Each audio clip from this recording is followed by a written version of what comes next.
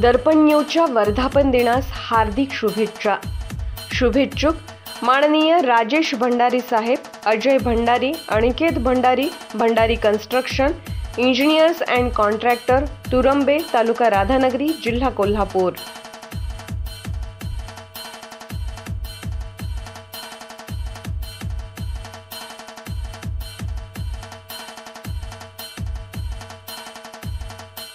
पोळी, खीर आणि गरम भात, त्यावर चितळे तुपाची धार। सणासुदीला हाच सात्विक आहार। आजच घरी आणा चितळे तूप, शुद्ध, साजूक आणि कणीदार।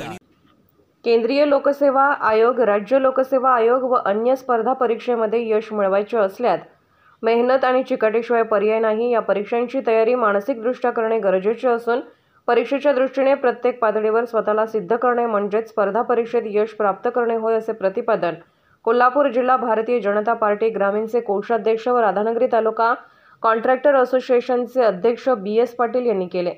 ते राधानगरी तालुक्यातील चंद्रे येथील रोहन भैरवनाथ पाटील यांची कोल्हापूर जलसंपदा विभागात क्लार्कपदी निवड झाली। त्याबद्दल आज भाजपचे नेते BS पाटील यांनी त्यांचा सत्कार केला। त्याप्रसंगी ते बोलत होते।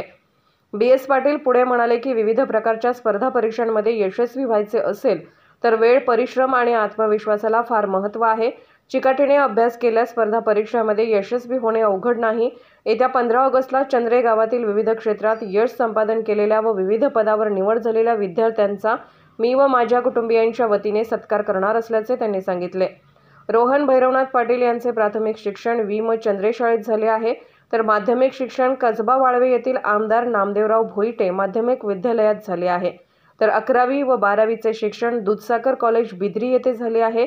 कोल्हापुरातील नितीन पाटील यांच्याकडे क्लासेस घेतले आहेत। 1 जानेवारी 2024 मध्ये झालेल्या स्पर्धा परीक्षेतून त्याने पहिल्याच प्रयत्नात हे यश संपादन केले आहे।